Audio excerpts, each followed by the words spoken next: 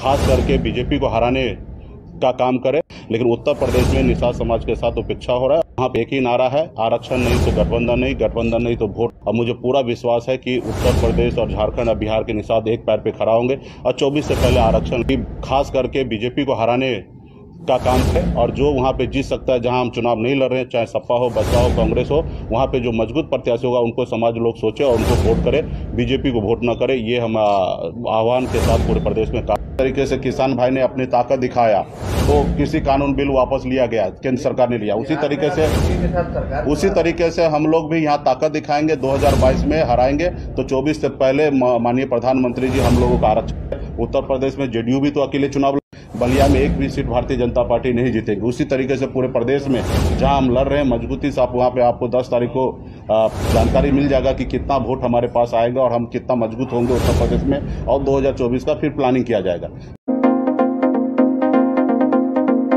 लेकिन उत्तर प्रदेश में निषाद समाज के साथ उपेक्षा हो रहा है और मजबूती से उत्तर प्रदेश में निषाद समाज का लड़ाई एक ही है कि निषाद को आरक्षण दिलाना।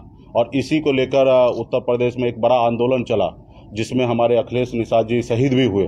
और उसके दम पर उत्तर प्रदेश में कुछ लोग नेतृत्व कर रहे थे, डॉक्टर संजय निषाद जी वो नेता बने। और आज देखिए कि वो कहीं ना कहीं अपने एजेंडा को भूल गए और कहीं ना कहीं वो आज समाज को छोड़कर आज कहीं ना कहीं भारतीय जनता पार्टी के साथ में काम कर रहे हैं। फिलहाल उनके बारे में ज़्यादा विशेष हम नहीं बात करेंगे। मजबूती से हम लोग उत्तर प्रदेश में चुनाव लड़ रहे हैं और निषाद समाज के हक अधिकार की लड़ाई, जैसे हम बिहार में आरक्षण की लड़ाई लड़ रहे हैं, उसी तरह से उत्तर प्रदेश में भी लड़ाई लड़ रहे हैं, झारखंड में भी हम लड़ाई लड़ रहे हैं। और मुझे पूरा विश्वास है कि उत्तर प्रदेश और झारखंड और बिहार के निषाद एक पैर पे खड़ा होंगे और 24 से पहले आरक्षण लेंगे। अभी हम पूरे प्रदेश में घूम रहे हैं, हर एक सीट पर जा रहे हैं, लड़ाई लड़ रहे हैं। और वहाँ पे एक ही नारा है, आरक्षण नहीं तो गठबंधन नहीं, गठबंधन नहीं तो वोट नहीं, कि नारा को हम लोग रिपीट कर रहे हैं। और वहाँ पे हम अपने प्रत्याशियों को जिताने का आह्वान कर रहे हैं। जहाँ हम लोग नहीं लड़ रहे हैं वहाँ पे समाज के लोगों को, पार्टी के लोगों को एक ही संदेश देना है कि आपका जो नारा था आरक्षण नहीं तो वोट नहीं, वो नारा के साथ आप उत्तर प्रदेश में काम करें, ताकि ये सरकार 2022 में सरकार से बाहर निकलेंगे। तब 2024 में ये सोचेंगे कि ये निषाद समाज हमसे कट चुका है और आपके लिए बेहतर सोचेंगे और 2024 से पहले आरक्षण करेंगे। तो हमारा एक ही उद्देश्य है पूरे प्रदेश में कि खास करके बीजेपी को हराने का काम करे। और जो वहाँ पे जीत सकता है, जहाँ हम चुनाव नहीं लड़ रहे हैं, चाहे सपा हो, बसपा हो, कांग्रेस हो, वहाँ पे जो मजबूत प्रत्याशी होगा उनको समाज लोग सोचे और उनको वोट करे, बीजेपी को वोट न करे। ये हम आह्वान के साथ पूरे प्रदेश में काम करें। अब मजबूती से समाज साथ भी है और इसका परिणाम जो है पूर्वांचल में देखने के लिए मिलेगा। 10 तारीख को रिजल्ट जब आएगा। तो बिहार के बाद यूपी में आज आप लोगों ने ताल ठोका, क्या रिएक्शन देखने को मिला गोरखपुर की जनता खास करके? नहीं, गोरखपुर की जनता, पूरे प्रदेश की जनता मजबूती से वीआईपी पार्टी के साथ है। और समाज में कुछ लोग पार्टी नहीं चला रहे हैं, दुकान चला रहे हैं। मैंने कल ही एक डॉक्टर संजय निषाद जी का हमने एक स्टेटमेंट दिखाया कि अखिलेश निषाद के ऊपर गोली चलाई मतलब समाजवादी पार्टी ने और गले लगाया मोदी जी ने। तो मैं उनसे एक ही चीज़ पूछना चाहूँगा, जब उन्होंने गोली चलाया तो फिर 2018 में आप उनके साथ गठबंधन क्यों किए? और आपने एक सीट पर समझौता करके एक टिकट पे आप उनके साथ चले जाते हैं, बेटा को सांसद बना लेते हैं।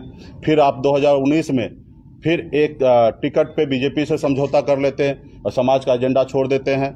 फिर आप 2021 में एक टिकट एक एमएलसी में बीजेपी को गोद में बैठ जाते हैं। और फिर अभी आपने बीजेपी के साथ आप गठबंधन किया, आरक्षण का मुद्दा, सामाजिक न्याय का मुद्दा, सब कुछ गौन करके और आपने उनके साथ आए और आपके पार्टी में खून पसीना बहाए शहीद हुए उस परिवार को आपने क्या दिया? आज आपके पास 10 को टिकट मिला तो उसमें भी आपने क्या किया?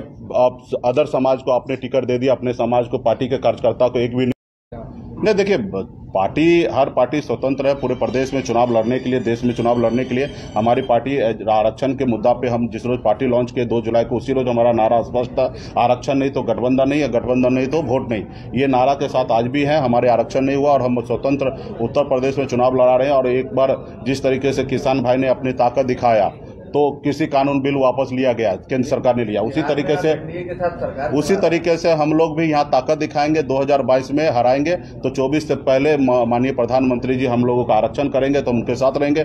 और रहा कि बिहार में नीतीश कुमार जी के साथ हम हैं, नीतीश कुमार जी की सरकार है, वहाँ पे भारतीय जनता पार्टी भी सहयोग करके रखे हैं और वीआईपी पार्टी भी सहयोग देके सरकार चला रहे। पार्टी सबका स्वतंत्र है। उत्तर प्रदेश में जेडीयू भी तो अकेले चुनाव लड़ रहे हैं, वीआईपी पार्टी भी अकेले चुनाव लड़ रहे हैं। हम अपनी जमीन बना रहे हैं, अपने लोगों को बीच ला रहे हैं। आप देखिए कि बहुत सारे ऐसे भारतीय जनता पार्टी के प्रत्याशी जो वीआईपी का दामन थाम लिए हैं और मजबूती से लड़ाई लड़ रहे हैं। बलिया में एक भी सीट भारतीय जनता पार्टी नहीं जीतेगी। उसी तरीके से पूरे प्रदेश में जहां हम लड़ रहे हैं मजबूती से, आप वहां पे आपको 10 तारीख को जानकारी मिल जाएगा कि कितना वोट हमारे पास आएगा और हम कितना मजबूत होंगे उत्तर प्रदेश में, और 2024 का फिर प्लानिंग किया जाएगा।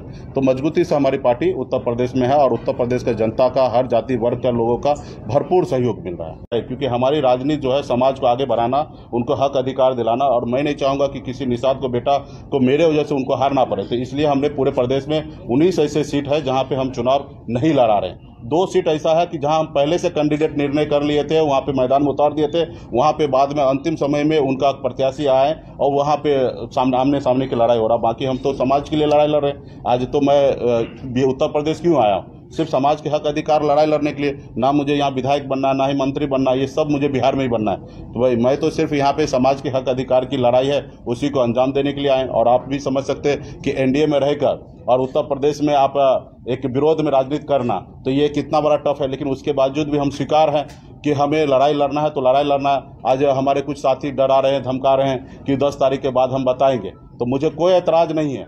10 तारीख के बाद क्या हो सकता है? ज़्यादा ज़्यादा सरकार से बाहर निकल जाएंगे, इससे ज़्यादा कुछ नहीं होगा। ये समाज ने हमें इस मुकाम तक पहुंचाया है, 4 विधायक दिलाया। कल यही समाज, निषाद समाज जो हमारे साथ होंगे, कल 40 पहुंचाएंगे और एक समय आएगा कि 125 पे अपने खुद के दम पर सरकार बनाएंगे। तो हमारा एक लड़ाई है कि निषाद को आरक्षण दिलाने के लिए। मैं मुंबई छोड़कर बिहार इसलिए नहीं आया कि मुझे विधायक का मंत्री बनना है, मैं समाज के हक अधिकार के लिए लड़ाई लड़ने के लिए हूँ। उसके लिए मुझे अभी भी अगर कुर्सी छोड़ना पड़े तो मैं टेलीफोन पे कन्फर्मेशन दे दूंगा कि हम छोड़ने के लिए तैयार है। तो मैं मजबूती से अपने समाज के लिए लड़ाई लड़ रहा हूँ। सीट निकलती है तो किसको समर्थन देंगे? सीट निकलने के बाद सोचा जाएगा, विधायक दल का बैठक होगा, विधायक दल के नेता जो होंगे वो निर्णय लेंगे कि किनके साथ सरकार बनाना है। सामान्य विचारधारा के साथ रहेंगे, जो गरीब लोगों की बात सुनेगा उनके साथ रहेंगे।